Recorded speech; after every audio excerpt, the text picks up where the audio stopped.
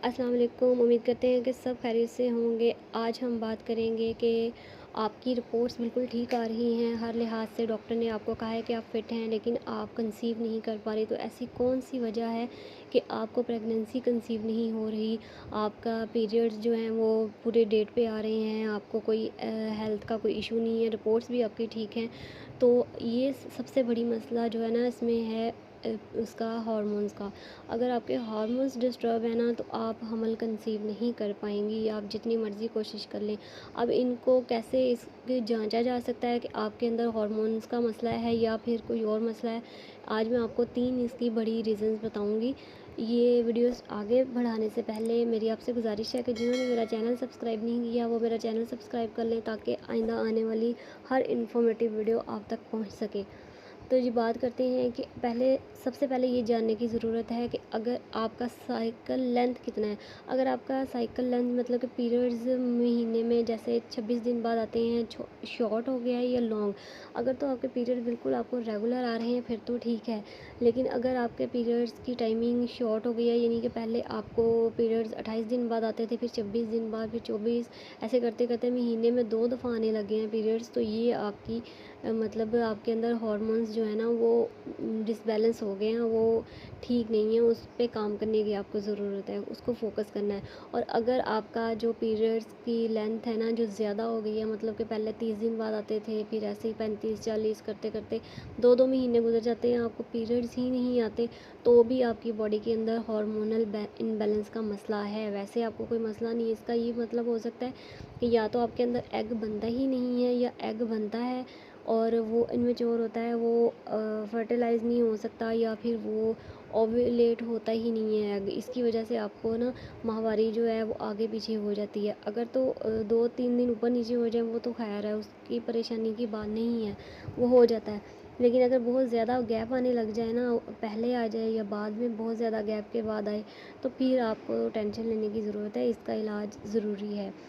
अच्छा जी, अब हम बात कर लेते हैं कि अगर हम 30 दिन लगाएं, एक महीने के 30 दिन, उसमें 28 दिन बाद या 27 दिन बाद या 29-30 दिन बाद आपको पीरियड्स आते हैं, तो हम इसको 3 विंडोज़ में ना डिवाइड करते हैं। मतलब कि पहले 10 दिन, दरमियान के 10 दिन और आखिरी 10 दिन। इनमें पहले 10 दिन जो होते हैं वो आपके पीरियड्स के 10 दिन होते हैं, जिसमें आपको पीरियड्स आते हैं। अगले जो 10 दिन होते हैं वो होते हैं ओव्यूलेशन के। उसमें भी उन 10 दिन के अंदर भी जो 5-7 दिन होते हैं ना, कुछ ख़ास होते हैं, वो मैं आपको बाद में बताऊंगी। और आखिरी के जो 10 दिन होते हैं ना वो आपके इम्प्लांटेशन डेज़ होते हैं।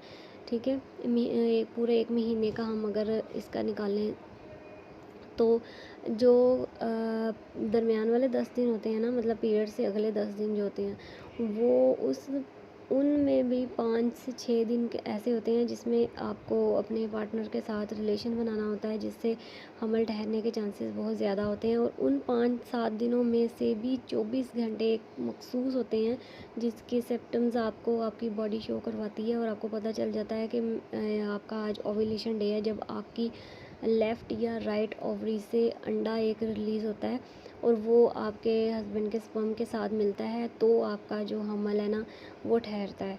तो वो आपको जानने की बहुत ज़रूरत है कि वो दिन कौन सा है। आपकी बॉडी आपको सिम्टम्स देती है। मेरे चैनल पे इससे रिलेटेड वीडियोस मौजूद हैं, आप देख सकते हैं अगर आपको आइडिया नहीं होता कि आपका ओव्यूलेशन डे कौन सा है।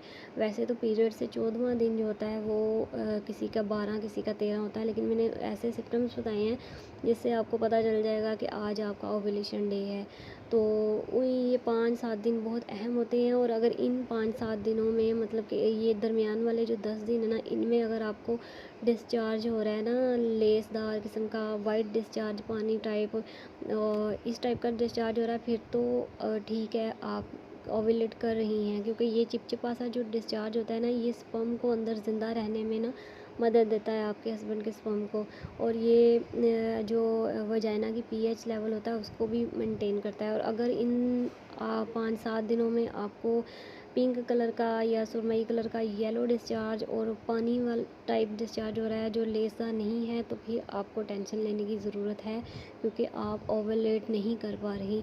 इसको आपको फिर अपना चेकअप करवाने की प्रॉपर ज़रूरत है।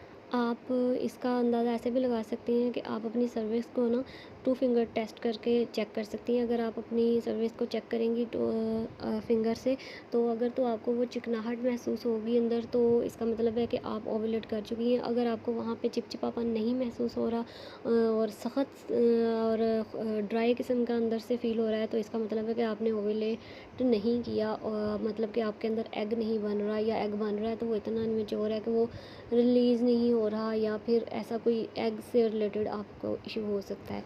अब बात करते हैं कि हम जो भी हमें मसला है इसको सॉल्व करने के लिए क्या किया जाए। तो इससे इसका जो घर में हल है ना, वो है सौंफ का पानी।